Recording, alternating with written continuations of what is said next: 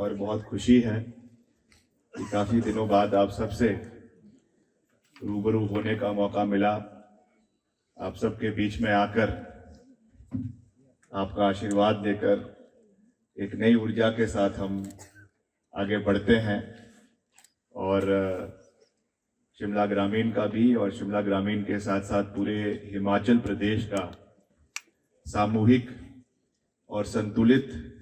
विकास करना जो हमारा दायित्व है, हमारी जिम्मेवारी है, उस दृष्टि से आगे बढ़ते हैं। और मैं काफ़ी समय से चाह रहा था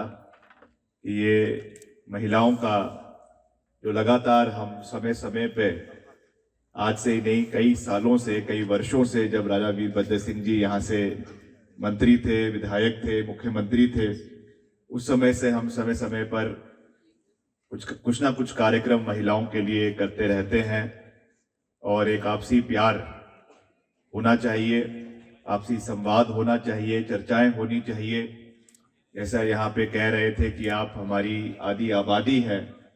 और निश्चित तौर से आपकी आवाज़ को सुनना, आपकी क्या समस्याएं हैं, क्या इलाके के विकास कार्यों में जो आपका योगदान रहता है, उसमें हम क्या अपनी ओर से और योगदान दे सकते हैं, उसके लिए मैं चाहता हूं कि समय समय पर हमारा एक संवाद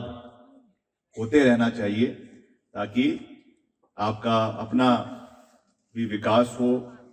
अपने घर का भी विकास हो, समाज का भी विकास हो, पंचायत का भी विकास हो, पूरे निर्वाचन क्षेत्र का भी विकास हो और पूरे प्रदेश का भी विकास हो। तो आज इसीलिए हमने ये कार्यक्रम यहाँ पे आयोजित किया है, ताकि आप सबको हम अपनी ओर से सम्मानित कर सकें। और आने वाले समय में पहले ही मैं कह देता हूँ कि आपने जो विशेष मांग रखी है, तो हम जल्द एक महिलाओं का यहाँ पर अलग अलग, केवल रस्सी कसा नहीं, मगर उसके साथ रस्साकसी नहीं, मगर उसके साथ साथ और भी बहुत से कार्यक्रम महिलाओं के लिए यहाँ पे आयोजित करेंगे कि हमने पूरे हिमाचल प्रदेश का सामूहिक विकास करना है। चाहे वो पांगी भरमौर है, चाहे वो चंबा है, चाहे वो किन्नौर है, चाहे वो कांगड़ा है, चाहे हमीरपुर है, चाहे आपका सिरमौर है, हर इलाके का सामूहिक विकास होना चाहिए। और वैसे ही शिमला ग्रामीण का भी बराबर संतुलित विकास होना, ये हमारा दायित्व है, हमारी जिम्मेवारी है। और इसके लिए निरंतर हम प्रयास कर रहे हैं। निरंतर मैंने जब मैं विपक्ष में था, उस समय हम कोशिश करते थे कि हर हफ्ते हम एक कार्यक्रम अलग अलग पंचायत में जाकर करें, क्योंकि रोज आपका शिमला आना भी संभव नहीं हो पाता है, सबके अपने अपने कार्यक्रम हैं, सबका अपना जीवन शैली है। तो हमने उस समय भी विधायक आपके द्वार कार्यक्रम मैंने उस समय चलाए, हर पंचायत में हम गए और वहां पर हमने जो भी सहयोग हो सका अपनी ओर से, विधायक निधि से या डीसी से, हमने उसको किया। और अभी भी हमने इस कार्यक्रम को फिर से शुरू किया है और हम हर शनिवार को, हर हफ्ते मैंने अपने अधिकारियों को, अपने कार्यालय को निर्देश दिया है कि मैंने अपने निर्वाचन क्षेत्र के किसी ना किसी पंचायत में जाकर मंत्री आपके द्वार कार्यक्रम, आपके घर द्वार जाकर हमने कार्यक्रम करने हैं, चाहे वो कोई भी पंचायत हो। तो हम लगातार इसमें पिछले काफी समय से अलग अलग पंचायतों का दौरा कर रहे हैं, चाहे वो आपका रामपुरी का कार्यक्रम, रामपुरी है, चाहे आपकी बढ़ई है, चाहे आपके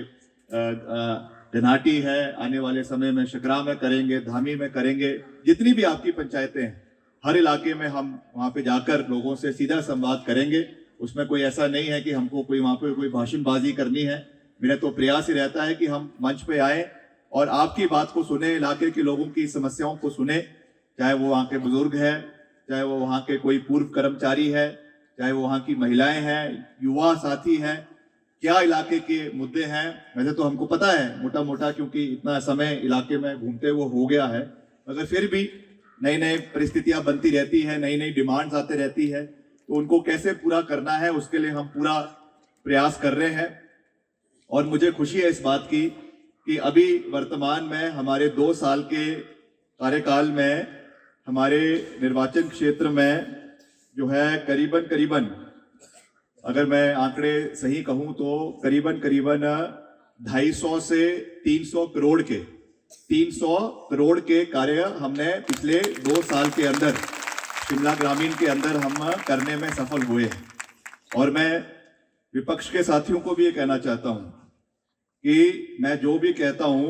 वो मैं आंकड़ों के आधार पे कहता हूं। हवाई फायरिंग करना मेरा शौक नहीं है। उस पे आप अपने हुनर को वहां पे प्रदर्शित करेंगे और एक मौका भी होता है कि पूरे इलाके के लोग, वरना सब अपने अपने कामों में, अपने अपने घरों में या अपने अपने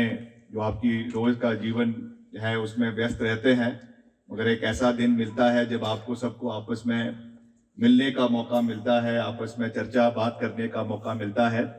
तो इसको हम एक रेगुलर फीचर रखेंगे और जल्द मैं सभी आयोजकों से निवेदन करूंगा कि जल्द इसका एक हम अलग से एक कार्यक्रम करेंगे। उसमें कोई राजनीतिक बात नहीं होगी, कोई उसमें ऐसी कोई चर्चा नहीं होगी, केवल वहां पर आपका कार्यक्रम वहां पे आयोजित किया जाएगा। इसको हम जल्द आयोजित करवाएंगे।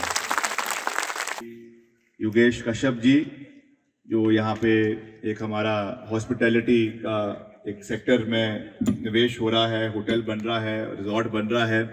उसके चेयरमैन हैं, दक्षा हॉस्पिटैलिटी के परिषद प्रधान परिषद के अध्यक्ष हैं और स्थानीय प्रधान भी है, इस पंचायत के चेयरपर्सन हैं। लोगों ने, पूरे परिवार ने, क्योंकि कार्यक्रम अंतर उसको हमने ये प्रयास किया है कि उसको और ऊंचाइयों पर हम लेकर जाएं, चाहे वो विपक्ष में रहते हुए या पिछली जब हमारी सरकार थी उस समय भी, जब राजा साहब यहाँ से मुख्यमंत्री थे, विधायक थे, चाहे विपक्ष में रहते हुए भी मैं आपका विधायक रहा, उस समय भी हमने कभी कोई नकारात्मक सोच नहीं रखी, हमेशा एक सकारात्मक सोच रखी और उस समय की सरकार के साथ पूरे तरीके से तालमेल बनाकर उस समय के जो मुख्यमंत्री थे